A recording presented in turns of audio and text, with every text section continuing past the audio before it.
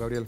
Muchísimas gracias. Y de esto que nos trae Gabriel y que estamos hablando con Jorge, también le vamos a preguntar, hablando de hombres fuertes, a uno de los hombres fuertes del equipo de Melconian, que es Daniel Artana. Siempre tiene la gentileza de atendernos y esta última noticia nos parece importante. Daniel, ¿cómo estás? Buenas tardes. ¿Cómo te va? María Laura, ¿cómo les va a todos? A ver, estamos tratando de ver cuáles son las medidas que puede llegar a adelantar Massa, teniendo en cuenta que la inflación está subiendo de un modo que él por lo menos decía que no imaginaba, y nos interesa saber el impuesto a las ganancias, así como él acordó con YPF y los trabajadores de YPF no van a pagar ganancias. ¿Él lo puede acordar con algún gremio? Dice Gaby, la intención de Michel, el hombre fuerte, es llevarlo al Congreso, pero eso tiene otros plazos. Mirá, yo creo que lo que se hizo con YPF es un mamarracho. Un mamarracho. Porque la lógica del impuesto a las ganancias es que si vos y yo ganamos lo mismo, tenemos que pagar lo mismo. Claro. Entonces, si se quiere que los trabajadores con ingresos, no sé, de 2 millones de pesos no paguen, hacelo para todos. No lo hagas para algún sector a través de algo que se discutió en el convenio colectivo de trabajo. A mí me parece una cosa, te diría, desopilante que uno cambie los impuestos a través de un acuerdo entre trabajadores y empresarios, en este caso las empresas petroleras, y que eso lo valida el Ministerio de Trabajo. Pero a ver, eso sucedió y bueno, puede seguir sucediendo. Pero yo te estoy diciendo que es un mamarracho. Claro, sí, sí. Escúchame, suceden muchas cosas. Claro. Sucede una inflación no, entendí. de 12% por mes, que es otro mamarracho. O sea, en este país suceden cosas que son raras. Son raras. Y en particular con este gobierno. Pero está bien, pero digo, ¿puede Massa hacer esto? ¿Puede arreglar con otros gremios así? Entiendo que no, que tiene que ir al Congreso. Tiene que ir al Congreso y los plazos ahí no cierran. Además, no te olvides una cosa. La gente que paga impuestos a las ganancias es trabajadores en relación de dependencia y también hay autónomos, 1 millón de autónomos que pagan impuestos a las ganancias, si no recuerdo mal. Sí. ¿Esos con quién discuten? Si lo discuten en un convenio colectivo o si no tienen convenio colectivo. Se quedan afuera, ¿no? Bueno, entonces en realidad esto no se puede hacer en el contexto de una campaña electoral. Lo que uno tiene que hacer, si quiere hacer las cosas bien, es plantear en el Congreso una escala de impuesto a las ganancias como tienen otros países, eventualmente que se ajuste mensualmente porque la inflación es muy alta, con un mínimo no imponible que es igual para todas las regiones del país, cosa que tampoco ocurre en la Argentina, y para todos los trabajadores del país. Para todos igual. A partir de ahí, el que está por arriba de ese mínimo no imponible, sea el número que sea, que acuerden el gobierno y la oposición en el Congreso, tendrá que pagar primero un poquito, después un poquito más. Así es como es en otras partes del mundo. Lo que pasa es que Massa ha sido especialista en destruir el impuesto a las ganancias en la Argentina. Entonces, yo digo, no espero otra cosa de Massa, pero vos no podés tener un impuesto que lo discuten a piacere una parte de los agentes económicos. Lo entiendo, en una economía ordenada es imposible, pero en esta economía... ¿Ha sucedido con YPF? No sabemos si en esta economía suceden muchas cosas, pero eso es parte del fracaso de la Argentina. Nosotros queremos, en particular el kirchnerismo, quiere inventar todo el tiempo cosas que el resto del mundo no hace, pensando que acá van a funcionar. El problema, Daniel... ¿Por qué el resto de los países no hace este mamarracho? El problema, Daniel, es cómo haces después para desenredar o desarmar todos esos mamarrachos. Irás al Congreso y los desarmarás. Pero con costos políticos fuertes. A ver, es una cosa, vos fíjate que es raro, ¿cómo puede ser que un sindicato y una cámara empresaria, con el aval del Ministerio de Trabajo, determinen, porque esto no es ganancia nada más, que hay sumas no remunerativas en los aumentos de sueldo, entonces no pagan contribuciones a la seguridad social? No es una cosa lógica eso. Lo que está sucediendo es que nosotros lo que vemos aquí, los periodistas, es que Massa hace todo lo posible para, como ministro de Economía, seguir manteniéndose como candidato. Y esto estábamos hablando con Jorge Liotti. Por lo tanto, lo que intentamos ver es contarle a la gente de qué manera, cuáles son las próximas medidas, porque aparecen medidas, más allá de la opinión que nos parecen. Todos los días salen con una cosa distinta, en general medidas de un claro sesgo populista. Exactamente. Tratando de, primero, mira, este es un gobierno que primero te clavan una devaluación, 12% de inflación, y después te dice, mirá qué generoso que soy, en realidad ni siquiera con la plata de ellos, porque ha forzado a las empresas a pagar, ahí tenés un bono de 60.000 pesos, 30.000 este mes, 30.000. ¿Por qué no se dedican a bajar la inflación? No les conviene bajar la inflación porque Bueno, van a una recesión pronunciada, ¿no? Recordemos una cosa, recordemos que el ministro, que ahora es candidato, dijo hace un tiempo atrás que él proyectaba una inflación para el mes de abril que empezaba con 3 y pico. Sí. Está hoy 3 veces la inflación. Entonces, digamos, Massa en su habilidad para proyectar, para entender la economía, me parece que ha quedado bastante claro que no tiene la menor idea. Pero bueno, ahora se te mezcla esto de ministro, candidato, que tampoco es razonable. Lo normal es que si un ministro es candidato a algo, renuncie como ministro. Es lo normal. Sí, sea, claro, pero no va a ser, no va a suceder. ¿Cómo? No va a suceder. No. Bueno, está bien, pero yo te digo, es que nosotros no nos tenemos que acostumbrar a la anormalidad. A ver, lo que estás diciendo es que todo es anormal. Del gobierno, pero no lo podemos aplaudir cuando hace estas cosas. No, claro, no, por supuesto que no lo aplaudimos, porque daría la impresión de que todo es anormal, que todo está desordenado y que nada, digamos, tiene una cierta lógica o coherencia, ¿no? Son todos parches. Bueno, y si no, la economía estaría andando mejor. Ahora tenés una economía que claramente ha entrado en recesión y con una inflación de 2 dígitos por mes.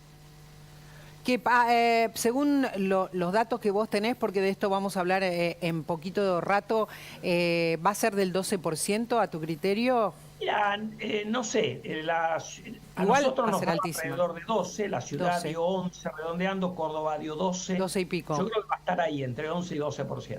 Que es un promedio, por supuesto, ¿no? Y es altísima y es un récord después de 23 años. Y como se aceleró después de la devaluación en la segunda quincena del mes, te deja un piso alto para septiembre también. Si vos tuvieras que resumir qué es lo que va a dejar Massa en la economía, ¿qué dirías, Daniel, cuando entregue el gobierno si no gana? Te dejan Tierra un banco arrasada. central con reservas netas negativas, una inflación a 100 y pico %, después veremos, pero igual es un número extravagante. Salarios que están 15% abajo de lo del 2017 en el sector formal, 40% abajo, en términos ajustados por inflación, ¿no?, en el sector informal. Una economía que está entrando en receso, una economía con cepo, una economía con no sé cuántos tipos de cambio como consecuencia del cepo. En fin, donde mirás hay un problema. El sector privado forzado a endeudarse con sus proveedores y sus casas matrices para importar, una deuda por importaciones impaga que crece todos los meses. Es decir, en realidad es tierra arrasada esto, lamentablemente, ¿no? Tenemos la suerte de tener a Daniel Artana, que siempre lo tenemos, que ahora sabemos que está preparando junto con Melconian un plan de gobierno. Damián, ¿querés hacerle una pregunta? Porque es un lujo tenerlo a Daniel y nos importa mucho también el mensaje de que esto se puede ordenar, a pesar de que todos dicen de que tiene que haber obligadamente una devaluación, sí o sí, después del 10 de diciembre, si no la hace el ministro Massa, ¿no? Quería preguntarte, Daniel, estaba escuchando respecto de yo mío son 53 tipos de cambio y 31 cepos en la economía.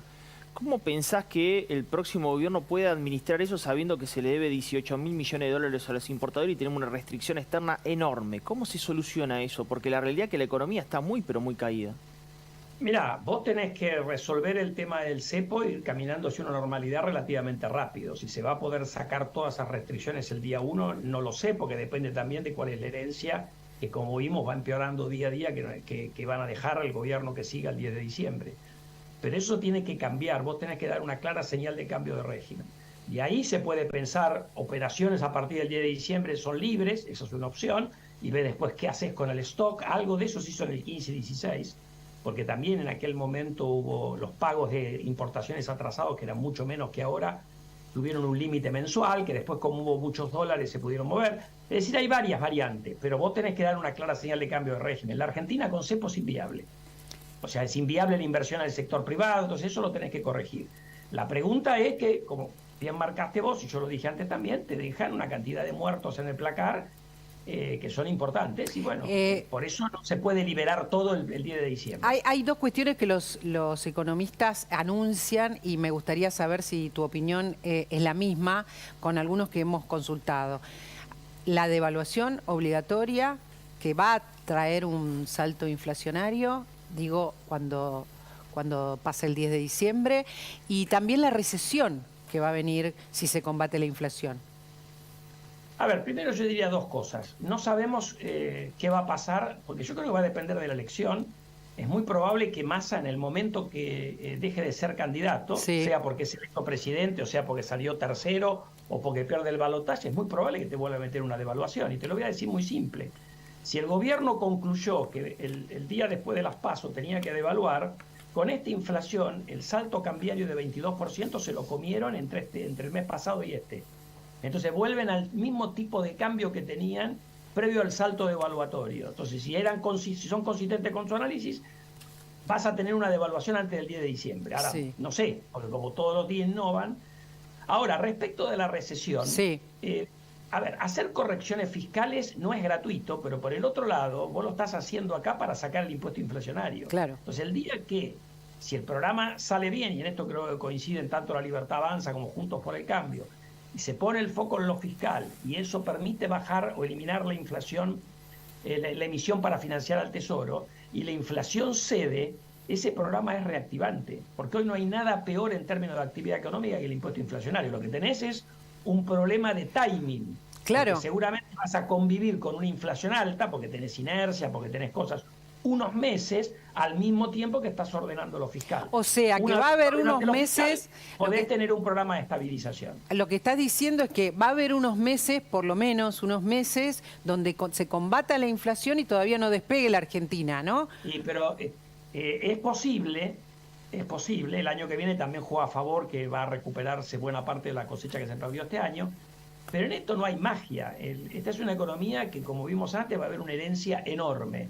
Entonces, yo siempre digo el mismo ejemplo tonto. Si yo agarro un vaso de acá, lo tiro, demora un segundo en romperse contra el piso. Fabricar el vaso lleva mucho más tiempo. Si tenés unos minutos... Lo importante es que para el que le toque ser presidente el 10 de diciembre, sea quien sea, nosotros nos salgamos corriendo a pedir que el 11 esté todo resuelto, después que hemos tenido 4 años de este gobierno destruyendo cuanta cosa hay a su paso, ¿no? Te hago la pregunta que les hago a todos, porque me parece importante también generar una expectativa, si es que se puede generar. ¿Esto se puede ordenar? ¿Podemos vivir mejor en un futuro cercano?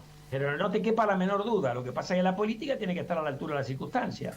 Hay muchos países que han salido de fenómenos hiperinflacionarios. Argentina lo hizo con la convertibilidad, que han ordenado lo fiscal incluso con correcciones mucho mayores de las que va a haber que hacer acá en la Argentina en la próxima administración. Y hay países que han pasado de una economía moribunda, como esta que hace 10 años que no crece, a una economía con un crecimiento razonable. Claro. La Argentina tiene grandes oportunidades. Lo que hay que permitir es ordenar la macro, sacar la discrecionalidad del Estado, sacar una cantidad de regulaciones absurdas que ha puesto el kirchnerismo, y vos tenés oportunidades donde el mundo demanda alimentos, energía, litio, cobre y plata para los vehículos eléctricos, la economía del conocimiento, el turismo y por el nearshoring acerca a los centros de consumo. Todo eso Argentina tiene un montón. Daniel, esto, mira, yo digo, la tenemos picando enfrente de la línea. Ya no tenemos todo, Ya no tenemos todo. Vamos a, si tenés unos minutos, lo hacemos ahora y te lo mostramos. Hay empresas que se están yendo en estos momentos y también inversores argentinos que se están yendo. Tenemos todo si hacemos las cosas bien. Hay un montón de inversores argentinos y del resto del mundo que estarían dispuestos a invertir en estos sectores en la Argentina si Argentina se convierte en un país con una economía normal. Eso no te estoy diciendo que pasa ahora, va a pasar si el próximo gobierno acierta. Ahora, este gobierno no lo puede hacer. No, entiendo. No vas a tener ninguna gran inversión porque no deja girar dividendos. Pero entonces, ahora, esto es importante contarlo, ahora se están vendiendo posiciones, acciones, empresas en manos de importantísimas corporaciones multinacionales aquí en la Argentina, así como el Banco Itaú, por ejemplo, Dami, ha vendido a Macro sus sucursales. Hay otras empresas que se quieren ir, Edesur es una de ellas. También hay noticias de empresas que han demorado a la salida. Petrobras acaba de anunciar que tenía en venta 1/3 de un lote en Vaca Muerta que tenía compartido con Pampa Energía y con YPF, y ha decidido postergar la venta porque ve el potencial. En él, como no le gusta lo que le van a pagar por Edesur, también ha decidido postergar la venta. La gente ve que hay una posibilidad de cambio. Ahora, si el 10 de diciembre seguimos haciendo macanas, bueno, seguirán yendo Daniel, A ver, empresas. ¿qué es lo que está pasando Daniel, ahora con las empresas, Damián? Doy la buena y doy la mala y doy la buena. La mala es que efectivamente hay éxodo de empresas, son más o menos unas 39, 40 empresas que o sacaron posiciones de Argentina o decidieron vender su filial a una compañía local, etcétera, ¿no? Y la realidad que está bien lo que planteás, porque, por ejemplo, en el último comunicado de Dafiti plantea cuáles son los motivos por los cuales se va. Y te los quiero... Eso es importante porque la gente no lo sabe. Dafiti es una empresa textil, ¿Sí? ¿verdad?, que se va de la Argentina y que lo anunció en estas últimas horas. Que se suma a cuántas en total que se fueron en este gobierno, durante este gobierno. 40 años durante la gestión de Alberto Fernández. Y ahí la tenés, ahí tenés el listado completo. Efectivamente, empresas. La verdad que es sorprendente, ¿no? Esta cantidad enorme de empresas que son todas grosas en el mundo, Sí, no es que son empresas pequeñas. Absolutamente. ¿No? Enel, por ejemplo, es una empresa italiana que se quiere ir, que tenía Edesur, o tiene todavía porque no lo ha vendido, porque no acepta todavía las ofertas que tiene. Pero estamos viendo, veo Random, veo Walmart. Itaú lo compró Macro. Bueno, ahí ves las fusiones. Walmart lo terminó también comprando otro supermercado Walmart, local. pero miren los nombres: Globo, Falabella, Walmart, Latam, digo las más conocidas. Corremos a Petrobras, que está considerándolo, pero todo el resto, OLX Autos, todas las que nosotros conocemos. Pierre Fabre, que es una perfumería importantísima internacional que fabrica perfumes y cremas. Dafiti, que es la última que se fue. Nike. A ver, Air New Zealand, que había hecho vuelos acá en Argentina, había hecho una inversión, también se terminó retirando. Adidas, esto es lo que perdimos, Daniel, lo que perdimos durante estos últimos 4 años, todavía no se cumplieron 4. Bueno, habrá parte de esto que se podrá recuperar si hacemos las cosas bien. Me preguntaste para el futuro. A ver, con este gobierno está claro que esto va a profundizarse, pero si se va a una política económica más normal, como la que hace la mayoría de los países del mundo, hay un montón de oportunidades en la Argentina. Eso es lo único que yo dije, que hay un montón de oportunidades. Lo que las empresas Ahora, plantean, Daniel, lo que las empresas plantean son, mira, alta inflación, te digo para ver si efectivamente lo tienen pensado, alta inflación, control arbitrario de importaciones, éxodo de marcas internacionales que les proveen, proveedores que se niegan a trabajar con entidades argentinas, empeoramiento de la rentabilidad y actual entorno macro e incertidumbre política. Esto es el comunicado de Dafiti. Pero eso es eso y mucho más lo que hay que corregir en la Argentina. Inflación, restricciones de cepo, ya lo hablamos. Sí, Vos tenés que hacer un programa antiinflacionario, depende de lo fiscal, levantar el cepo no se podría hacer todo junto, pero está claro que lo tenés que remover, lo dije al principio. La volatilidad macroeconómica es consecuencia de lo anterior. El control de las importaciones es una de las regulaciones que te critiqué antes. Estoy de acuerdo que eso espanta al capital. No te quepa la menor duda. Daniel, ahora, eso es lo que hay que corregir. Estas empresas, estas 40 empresas que se fueron en los últimos 4 años, de las grandes, ¿no?, de las multinacionales, de las corporaciones, además, ¿pueden volver? ¿Pueden llegar a volver a corto plazo a la Argentina con otro gobierno? No lo sé, pero no es imposible que vuelvan esas u otras. Aparte, yo te acabo de mostrar, Petrobras, que está en la lista ahí, todavía le quedaba un área, yo ni siquiera sabía eso. Primero, Petrobras se fue de la Argentina en el marco de una reestructuración global. A veces no es que es producto de este gobierno, ¿no? Pero hay algunos activos que le quedaba a uno y decidió no venderlo. Sí. Entonces, yo digo, no es tan difícil recuperar inversiones de estas u otras si uno tiene un programa económico serio. No va a ocurrir, a ver, tampoco va a ocurrir en 6 meses. Claro. Porque el mundo tiene un gran escepticismo sobre la Argentina, porque nosotros hemos cometido muchos errores en materia de política económica en las últimas décadas para no cargar sobre el gobierno actual. Entonces, si esto no es que va a haber una lluvia, no hay que cometer el error del 16 que esperaban una lluvia de inversiones. Sí. Yo lo único que espero es que por lo menos ya caigan algunas gotitas de inversiones. Que empiece a gotear. Que empiece a gotear para que después llueva.